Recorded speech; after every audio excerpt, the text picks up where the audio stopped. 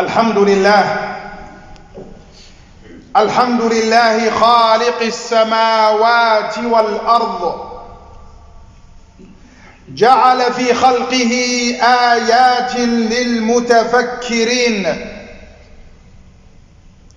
اللهم ربنا لك الحمد، آمنا بك وبملائكتك وبكتبك وبرسلك وباليوم الآخر وبالقدر خيره وشره، ونشهد أن لا إله إلا أنت.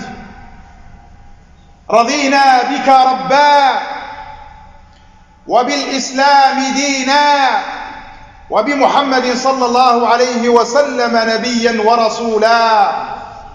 اللهم صل وسلم وبارك عليه وعلى آله وصحبه أجمعين.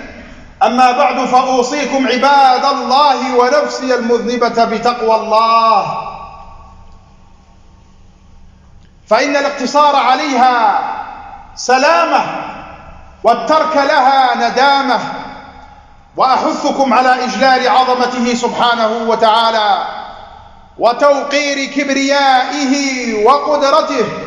يقول الله تبارك وتعالى: إن في اختلاف الليل والنهار وما خلق الله في السماوات والأرض لآيات لقوم يتقون. أيها المؤمنون، يقول الله تبارك وتعالى: أولم يتفكروا في أنفسهم ما خلق الله السماوات والأرض وما بينهما إلا بالحق وأجل مسمى. فبالتفكر في خلق الله تستنير العقول وتلهج الألسنة بذكر الخالق سبحانه وتعالى.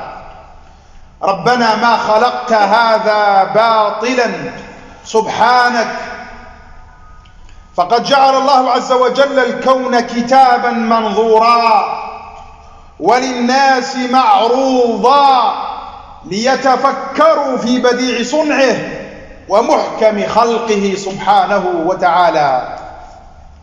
وذلك من هدي النبي صلى الله عليه وسلم.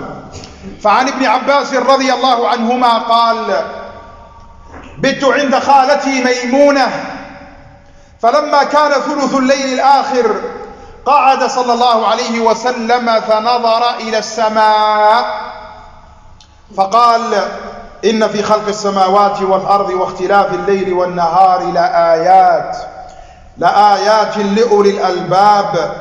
فسبحان الذي رفع السماوات بغير أعمدة ترونها وجعلها سقفا محفوظا، ودعانا إلى التفكر فيها. فقال تعالى: ألم تروا كيف خلق الله 7 سماوات طباقا وجعل القمر فيهن نورا وجعل الشمس سراجا. فنتج عن ذلك اختلاف الليل والنهار، وهي آية تبهر العقول وتلفت الأنظار. قال تعالى: ومن آياته الليل والنهار والشمس والقمر. فسبحان الخالق العظيم وتبارك المدبر الكريم الحكيم. قال عز وجل: الذي جعل في السماء بروجا وجعل فيها سراجا وقمرا منيرا، وهو الذي جعل الليل والنهار خلفة لمن أراد أن يذكر أو أراد شكورا. فاللهم اجعلنا لآياتك متدبرين وفي مخلوقاتك متفكرين، ووفقنا لطاعتك أجمعين وطاعة رسولك محمد الأمين صلى الله عليه وسلم، وطاعة من أمرتنا بطاعته عملا بقولك: يا أيها الذين آمنوا أطيعوا الله وأطيعوا الرسول وأولي الأمر منكم. أقول قولي هذا وأستغفر الله لي ولكم فاستغفروه إنه هو الغفور الرحيم.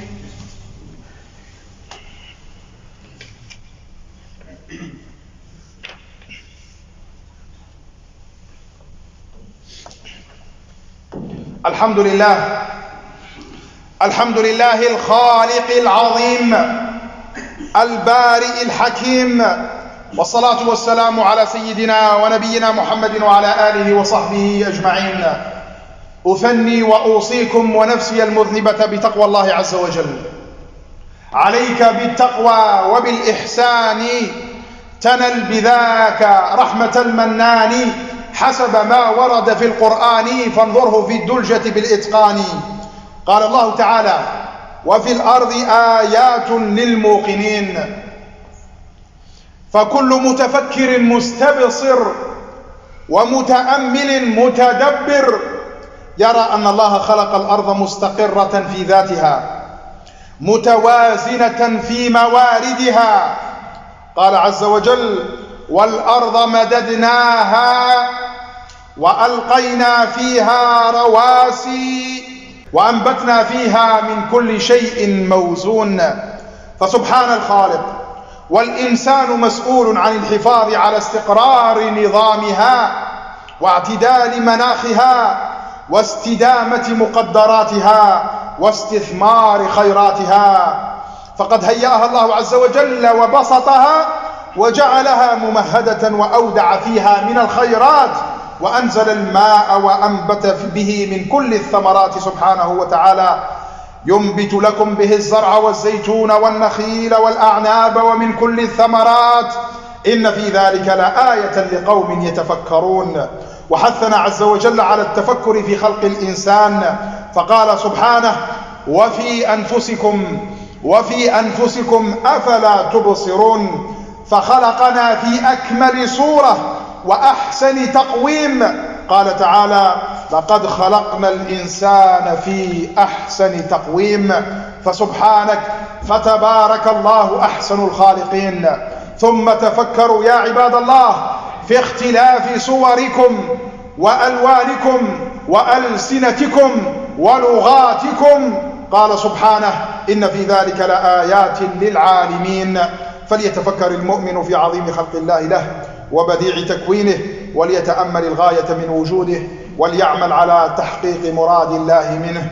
هذا، وصل اللهم وسلم وبارك على سيدنا ونبينا محمد صلى الله عليه وسلم وعلى آله وصحبه أجمعين. اللهم ارض عن الخلفاء الراشدين أبي بكر وعمر وعثمان وعلي وعن سائر الصحابة أجمعين. اللهم اغفر لآبائنا وأمهاتنا، اللهم اغفر لآبائنا وأمهاتنا، اللهم ارحم المسلمين والمسلمات الأحياء منهم والأموات. عباد الله، اذكروا الله العظيم يذكركم واشكروه على نعمه يزدكم. وآخر دعوانا أن الحمد لله رب العالمين. وأقم الصلاة.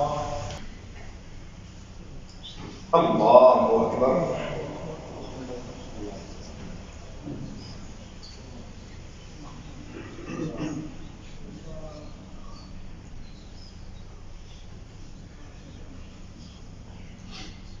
الحمد لله رب العالمين الرحمن الرحيم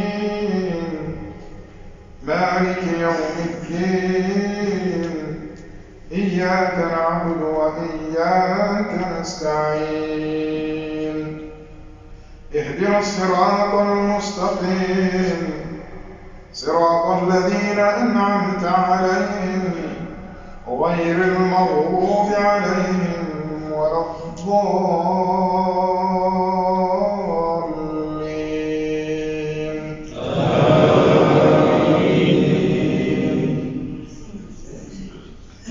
إن في خلق السماوات والأرض واختلاف الليل والنهار لآيات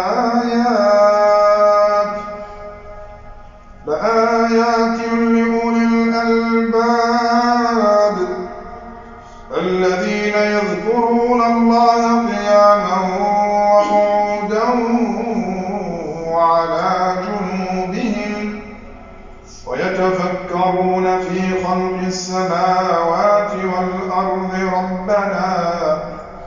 ربنا ما خلقت هذا باطلا سبحانك فقنا عذاب النار.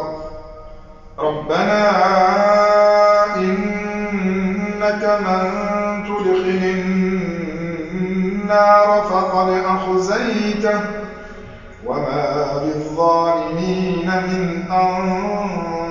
الانتصار. الله أكبر. الحمد لله رب العالمين الرحمن الرحيم مالك يوم الدين إياك نعبد وإياك نستعين اهدنا الصراط المستقيم صراط الذين أنعمت عليهم غير المغضوب عليهم ولا الضالين.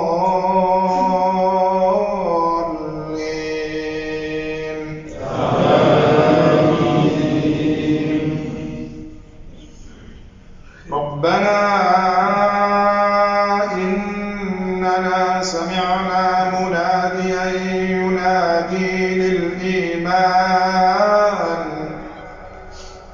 ينادي للإيمان أن آمنوا بربكم فآمنا ربنا فاغفر لنا ذنوبنا وكفر عنا سيئاتنا وتوفنا مع الأبرار ربنا وآتنا ما وعدتنا على رسلك ولا تخزنا يوم القيامة إنك لا تخلف الميعاد.